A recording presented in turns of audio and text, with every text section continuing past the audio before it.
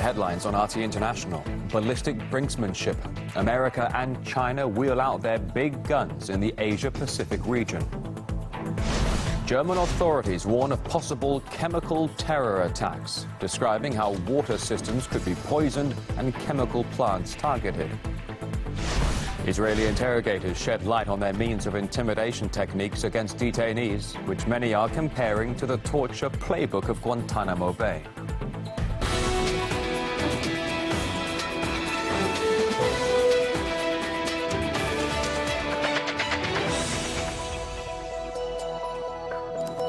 Thanks for joining us here on RT International. We have your latest worldwide news headlines.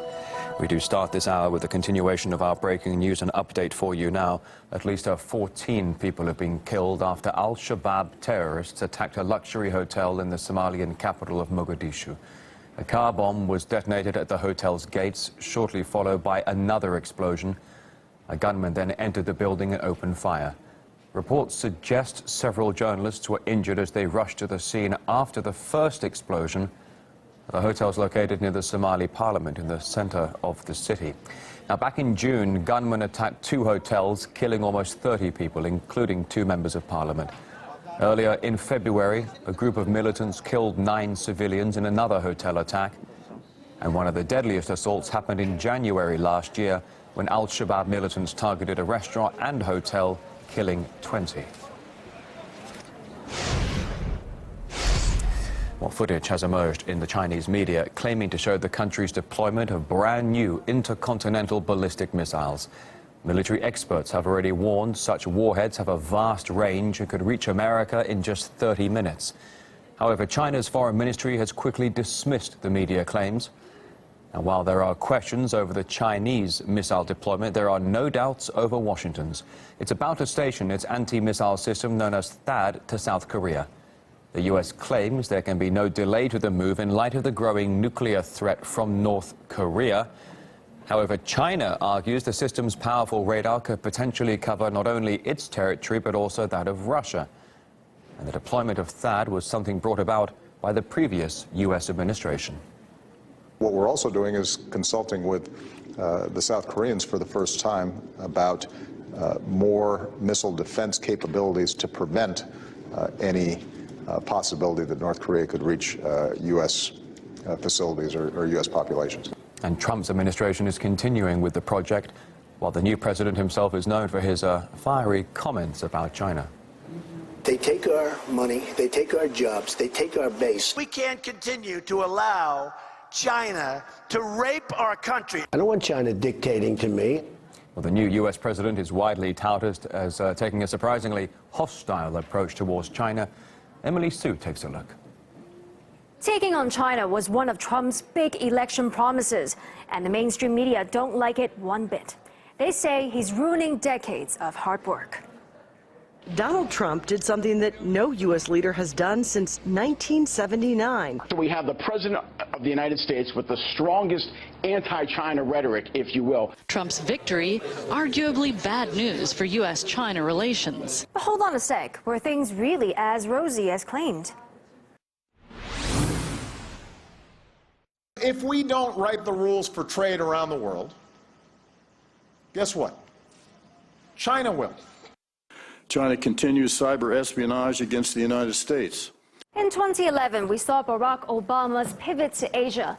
The plan was to, quote, provide a balance to China's rising influence. Obama then made rosy relations rosier by ratcheting up America's military presence in the Asia-Pacific region to 368,000 troops in 2015. Last year, the U.S. sent Navy destroyers to conduct 4 military patrols right in China's backyard. And Obama had no intention of stopping there, vowing to move 60% of U.S. naval and overseas assets to the Pacific region. The U.S. sent warships into Chinese waters close to reefs off the Nansha Islands, which severely violated our sovereignty and security and heightened tensions in the region. Which of us is the real rule breaker and troublemaker?